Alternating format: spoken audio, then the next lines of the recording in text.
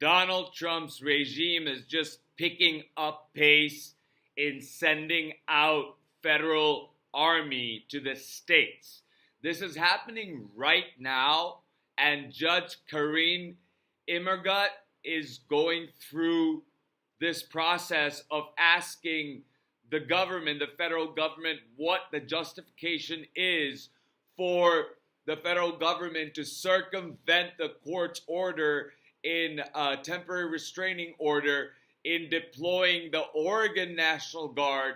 So to circumvent that order, Pete Hegseth deployed the Texas National Guard and said that they were being federalized to go into places like Chicago and Portland. So that is happening right now.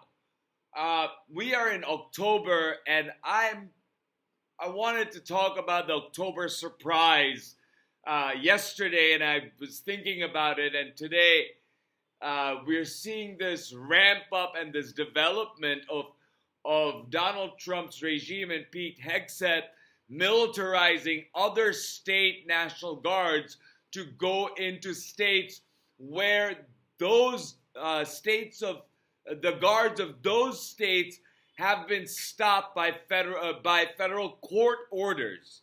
And now to circumvent that, Donald Trump is sending guards from other states like Texas to Illinois and Oregon. And it's essentially sending the federal army to Chicago and Portland. Federalized guard from one state being sent to another. So any law enforcement function that they perform will be violation of the Posse Comitatus Act as interpreted by the judge in California. And because I don't see Donald Trump employing any other different methods than he did in California.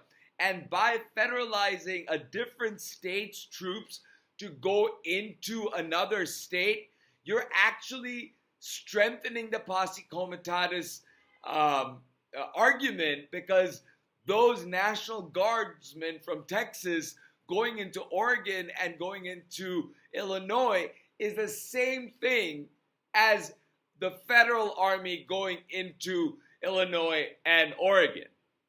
So what I think is that I believe there will be a groundswell of protest in America. As the shutdown continues and layoffs kick in, we'll see more public outrage and social unrest.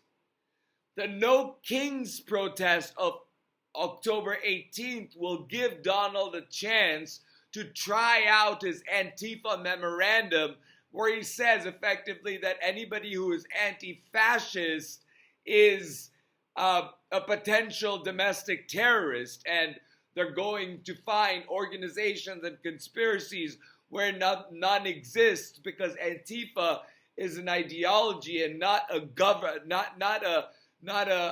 definitely not a governmental entity, and definitely not an organization. So, and the memorandum pretty much outlines and quotes anti-fascism as being the villain that the government is going after. One court has already denied that line of reasoning, but Donald Trump will deploy federal troops wherever there are protests. We may see massive protests before October 18th. I just pray that they remain peaceful. Unemployment will go through the roof with government jobs going away and more layoffs because of the shutdown. Inflation is already going up, and so is the cost of living, while the job market has cooled. That doesn't bode well for the recently fired and laid off federal workers who are who need jobs now. There may be union strikes. More federal workers may walk off their jobs. All the while, the police state expands. Antifa memorandum will be used to detain anybody and disappear them. Right to counsel is being deprived. Due process is being deprived. Unreasonable search and seizures are ongoing throughout the country. At some point, the bottom will give out and people will flood the streets. People will die for lack of health care. People will die because of ICE, DHS assaults and attacks. One person already died in Illinois because of it.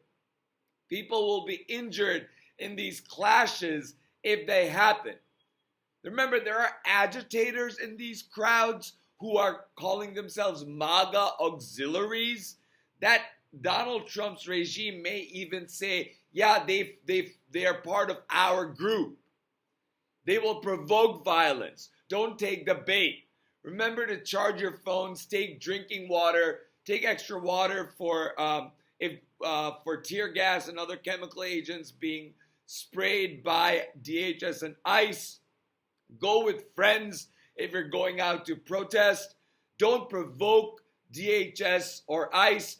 Do not touch them under any circumstances in any way. Always protest on public property and always do it peacefully. You can be loud, but don't touch.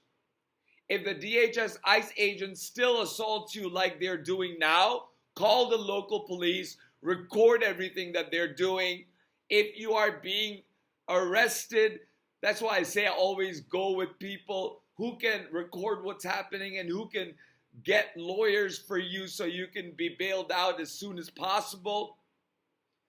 I think, in my opinion, the guard deployments are a distraction from the abuses of ICE and DHS that the guard is protecting or restricting access to. At some point, Donald won't need the guard, but he may continue to deploy it to keep breaking the law in different jurisdictions by providing cover to DHS while they break the law and violate people's constitutional rights. So while on one side performing law enforcement action and violating the Posse Comitatus Act, or if they go in to influence local and state authorities by the federal force and is somehow successful, that's anti-commandeering, and states have that power of the federal government encroaching and violating the 10th Amendment. And those are ways for the states to stop, on one side, the government's police state encroachment, and on the other side, there's the ICE and DHS constitutional violations of the people who they're arresting and detaining, some of them U.S. citizens, and disappearing them without due process of law. So keep an eye out for what happens. I don't know how the Judge Immergret, is going to rule right now, or whether she is going to rule right now. I'll go back and check. I hope that she orders the same restraining order for any federalized troops to go into other states, because it is, by sending in National Guard from the other state, it's effectively sending in a federal army, because you're not following the statute 10 U.S.C. 12406 that you are invoking, because that refers to National Guard deploying within the states and the order going through the governor. And so this is where we are as a country, and I wanted to quietly and quickly, not quietly, loudly and quickly tell you what I think is going to happen in the coming few days and weeks. And I want you to be aware, I want you to be vigilant, I want you to record everything if you're going out to protest. If you're not, please support your local food kitchens, phone bank for local elections. Going out to physically protest is not the only way to protest. Do it on social media. Speak out on social media like I am. People make fun of me. Oh, you only have this many views and this many likes. And if I were to be looking for likes and viewerships, then I would have stopped doing this years ago. I'm still here because I feel the duty to warn and the duty to inform my fellow American. And as Professor Heather Cox Richardson says, do you know how many people it takes to make a difference? To go out there and do something and have it make a difference? Just one. And to that extent, I have been reaching out to at least one of you every single time that I talk. And I think that's very much worth it. And that engagement is very much worth it. I welcome it. I'm grateful for it. So thank you so much. Please like, share, and subscribe. Pass on the message, and I'll talk to you soon.